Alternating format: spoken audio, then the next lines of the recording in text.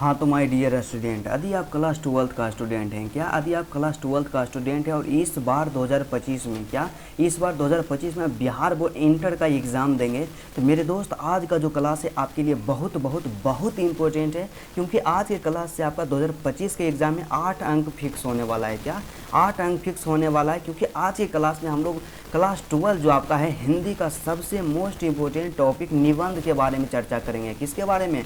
निबंध लेखन के बारे में चर्चा करेंगे। और ये तमाम जो बताएंगे 2025 एग्ज़ाम के लिए मोस्ट इम्पोर्टेंट है, इसलिए आप इसको इग्नोर नहीं कीजिएगा। और आपको बताएंगे कि एक टॉपर जो होता है क्या होता है, एक टॉपर जो होता है निबंध को किस तरह से लिखता है और एक टॉपर की तरह हमें किस तरह से निबंध को लिखना है। तो चलिए आज का क्लास बिना टाइम का इन्वेस्ट किए मेरे दोस्त, मेरे भाई, मेरे साथी स्टार्ट करते हैं। और आपसे एक छोटा सा रिक्वेस्ट है, आप लोग वीडियो को शुरू से लेकर के अंत तक जरूर देखिएगा। और यदि यहाँ पे देखिए माय डियर स्टूडेंट, यहाँ पे क्या करेंगे हम, सॉल्यूशन ही सिर्फ नहीं कराएंगे, बस आपको क्या है कि पीडीएफ नोट्स भी इसका देंगे।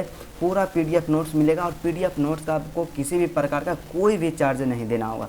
ठीक है, तो चलिए सबसे पहला हमारा जो आज का टॉपिक है माय डियर क्या है कि 12th में जो क्या है निबंध लेखन। तो आपको पता होना चाहिए निबंध लेखन जो क्या है 8 अंक का पूछा जाता है। क्या 8 अंक का निबंध पूछा जाता है और हम आपको बताएं कि केवल 5 निबंध तैयार करना है। तो 5 निबंध तैयार करना और इसमें से 2 को तो जरूर लड़ जाएगा एग्जाम में। तो सबसे पहला निबंध यहाँ पे क्या है, तो सबसे पहले हम लोग 2 निबंध का सॉल्यूशन करवा दिए हैं। और यदि आप क्लास नहीं किए हैं तो क्लास का जो है लिंक है डिस्क्रिप्शन में दिया हुआ है, वहाँ से जा करके आप क्लास को जरूर कर लीजिएगा इसके बाद। ठीक है, तो चलिए आज का हमारा टॉपिक क्या है, तो आज का जो हमारा निबंध का टॉपिक है वसंत ऋतु है। क्या है? वसंत ऋतु है। क्योंकि वसंत ऋतु इतना मोस्ट इम्पोर्टेंट टॉपिक है, हम नहीं कहते हैं कि आपका जो है क्वेश्चन बैंक है ना, क्वेश्चन बैंक खुद बोलता है, आपका बिहार बोर्ड खुद बताता है कि वसंत ऋतु जो है मोस्ट इम्पोर्टेंट टॉपिक है। क्योंकि देखिए 2012 में पूछा गया था, 2013 में पूछा गया, 2019 में, 2022 में और 2023 में पूछा गया है। और इसलिए हम बोल रहे हैं कि 2025 के लिए भी मोस्ट इम्पोर्टेंट है। क्योंकि इतना बार पूछा गया है, यदि इम्पोर्टेंट नहीं होता, महत्वपूर्ण नहीं होता, तो बिहार बोर्ड इसको क्यों पूछता? तो इसलिए आप लोग क्या है कि इसको दिमाग से निकाल दीजिए कि इम्पोर्टेंट नहीं है। आपको यदि बेहतर अंक लाना है तो आज से मेहनत स्टार्ट कर दीजिए।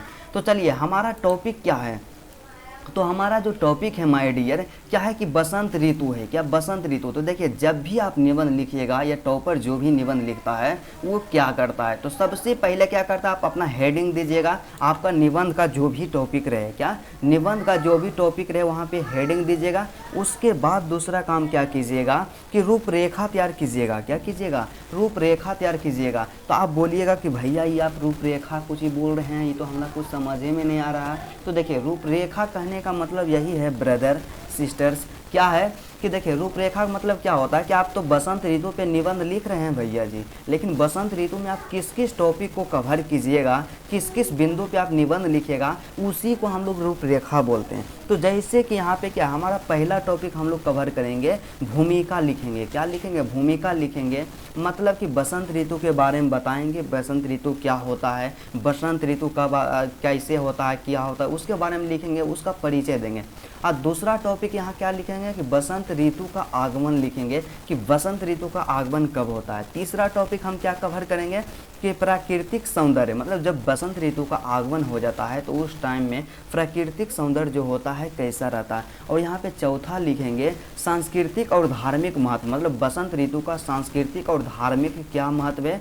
और उसके बाद यहाँ पे 5वां टॉपिक को हम लोग क्या है सोल्व करेंगे, उसके बारे में लिखेंगे कि मानव जीवन पर प्रभाव, मतलब बसंत ऋतु का मानव जीवन पर क्या प्रभाव पड़ता है। और छठा जो सबसे इम्पोर्टेंट है उपसंहार लिखेंगे। क्या? उपसंहार लिखेंगे। मतलब इतना टॉपिक का हम लोग क्या करेंगे इसमें कवर करेंगे। और इन तमाम टॉपिक को हम क्या करते हैं एक रूपरेखा का नाम देते हैं। इस तरह से हम लोग क्या करेंगे एक डायग्राम का यूज करके इस तरह से रिप्रेजेंट कर देते हैं। तो इससे क्या होता है, आपको सबसे पहले हम आपको बताएं ना कि आपको बेहतर अंक के लिए काम करना है। तो बेहतर अंक के लिए आपको काम करना है तो उसके लिए आपको क्या करना है कि जो भी एग्जामिनर होंगे उनको क्या करना है अपनी ओर एट्रैक्ट करना है। क्या करना है? एट्रैक्ट करना है, आकर्षित करना है। अपना कॉपी जो है अलग से दूसरों से अलग दिखाना है। अपना कॉपी क्या है कि अलग दिखाना है। उसके लिए तमाम टेक्निक को आपको अपनाना चाहिए। ठीक है, इतना हम रूपरेखा लिखेंगे।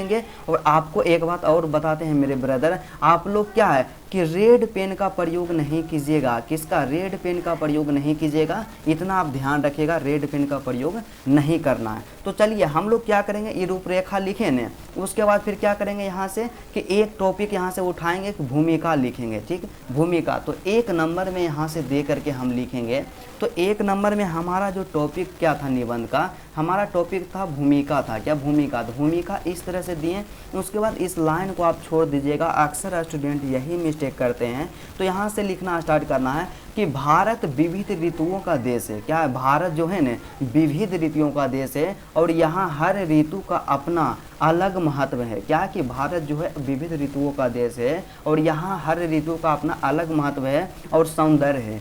इसमें से बसंत ऋतु सबसे प्रिय और मनमोहक मानी जाती है। क्या होती है कि आपका जो बसंत ऋतु है सबसे प्रिय और मनमोहक मानी जाती है। यह ऋतु न केवल प्राकृतिक सौंदर्य का समय होती है बल्कि इसका, क्या है कि यह ऋतु जो है ना केवल प्राकृतिक सौंदर्य का समय होती है बल्कि इसका सांस्कृतिक, क्या है, बल्कि इसका सांस्कृतिक और धार्मिक महत्व भी अधिक है। क्या है? इसका सांस्कृतिक और धार्मिक महत्व भी अधिक है। यह ऋतु जीवन में नई उमंग और ऊर्जा का संचार करती है। क्या करती है कि बसंत ऋतु जो होती है मानवीय जीवन में नई ऊर्जा का संचार करती है। क्या करती है? नई उमंग और ऊर्जा का संचार करती है। और आपको क्या करना है भूमिका में, क्या कि भूमिका में बस आपको इतना ही लिखना है, इतना लिखना है। ठीक है, उसके बाद यहाँ से दूसरा टॉपिक क्या स्टार्ट हो जाता है, दूसरा पॉइंट। तो देखिए दूसरा पॉइंट हमारा रूपरेखा में क्या था, जैसे जैसे रूपरेखा में रहेगा यहाँ पे दूसरा पॉइंट था कि बसंत ऋतु का आगमन था दूसरा पॉइंट में। तो आपको दूसरा पॉइंट में वही लिखना है कि बसंत ऋतु का आगमन, इसी को क्या करना है, डिस्कस करना है इसी के बारे में। तो दूसरा पॉइंट यहाँ से लिखे माय डियर कि बसंत ऋतु का आगमन। ठीक है, उसके बाद इस एंगल में लिखना है, मतलब जैसे हम लिख रहे हैं वैसे आपको एग्जाम में लिखना है। तो इसमें लिखेंगे कि वसंत ऋतु का आगमन माघ और फाल्गुन के महीने में होती है। मतलब सिंपल सादे साधारण भाषा में समझा जाए कि बसंत ऋतु का जो आगमन होता है ना माय डियर स्टूडेंट, माघ और फागुन के महीना में होता है। और जब सर्दी कम हो जाती है और धीरे धीरे गर्मी आने लगती है, मतलब क्या होता है कि आपका जो सर्दी होता है, जो जाड़ा होता है, खत्म होने लगती है और धीरे धीरे गर्मी आती है, तब क्या होता है, बसंत ऋतु का आगमन होता है। ठीक है, उसके बाद यह समय ना तो अत्यधिक ठंड का होता है और ना ही अत्यधिक गर्मी का होता है, बल्कि मौसम बेहद सुहावना होता है। प्रकृति में हरियाली छा जाती है, पेड़ पौधे नए पत्तों और फूलों से ढक जाते हैं, खेतों में सरसों के पीले फूल मानो धरती पर स्वर्ग बिखेरते हैं। क्या करते हैं कि खेतों में जो सरसों के फूल होते हैं इतना खिल जाते हैं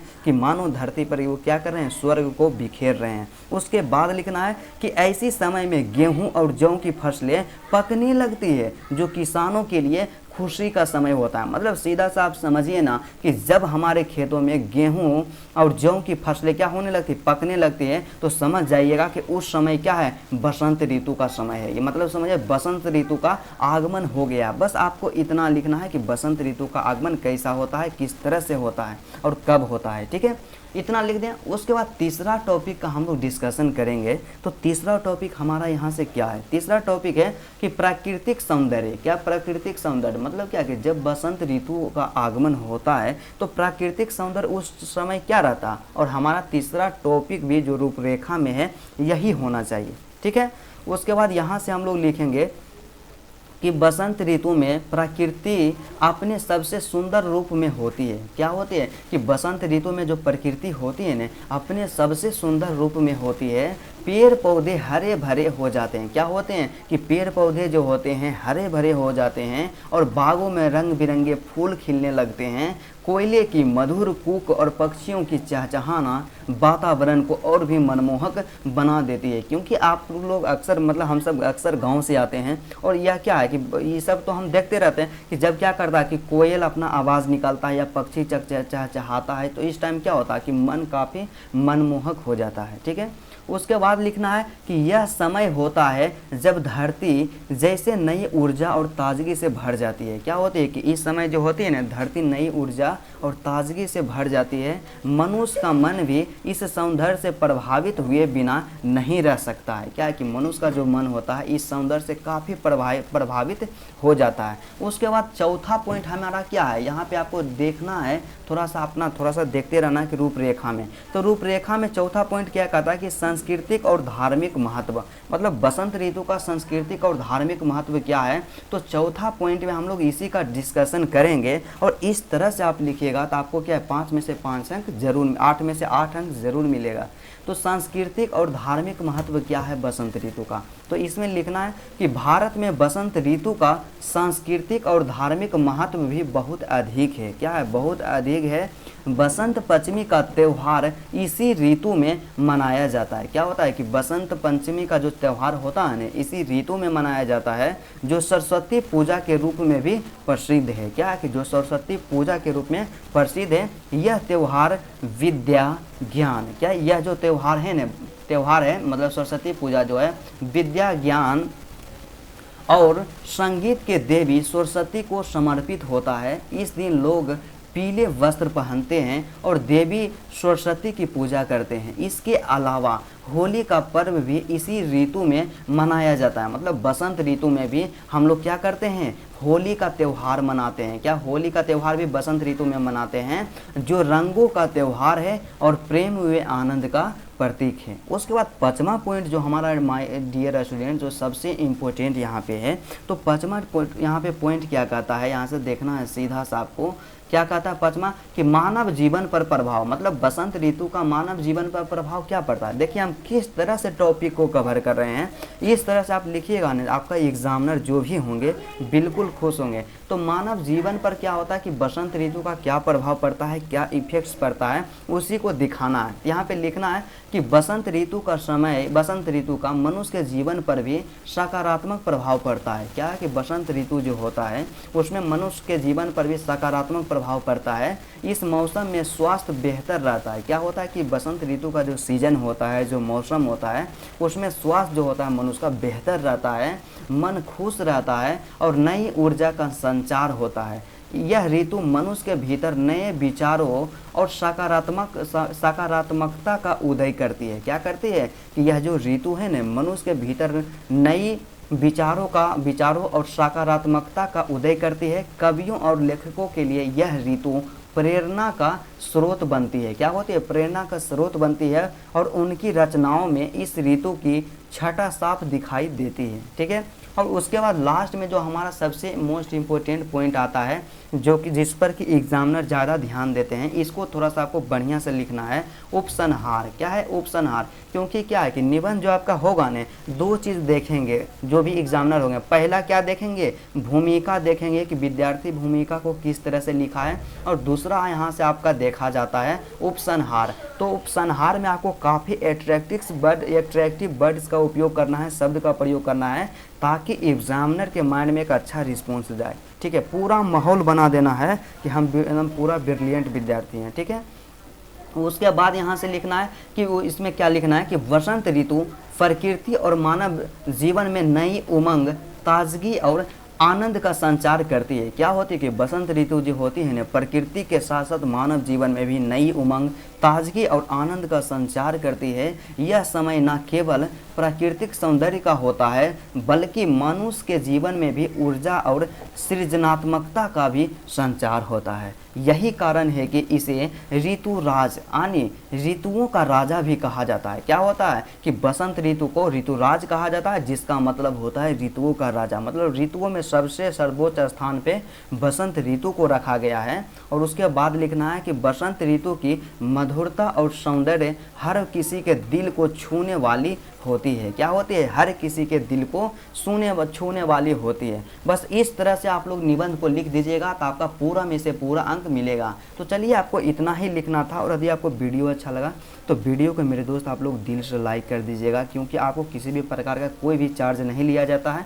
आप लाइक कीजिएगा, कमेंट कीजिएगा, इससे क्या होता है कि मेरा मनोबल बढ़ता है। और यदि आप मेरे चैनल पे नए हैं तो चैनल को आप लोग सब्सक्राइब भी ज़रूर कर लीजिएगा। और इसका PDF नोट्स के लिए बताए हैं क्या, PDF नोट्स के लिए कि डिस्क्रिप्शन में व्हाट्सएप ग्रुप का लिंक दिया हुआ है, वहाँ से आप जा करके ग्रुप को ज़रूर ज्वाइन कर लीजिएगा और वहाँ पे PDF मिलेगा पूरा A to Z और बिल्कुल फ्री मिलेगा। तो चलिए आज का क्लास यहीं तक रहता है, फिर आपसे मिलते हैं नेक्स्ट वीडियो में और नेक्स्ट टॉपिक के साथ।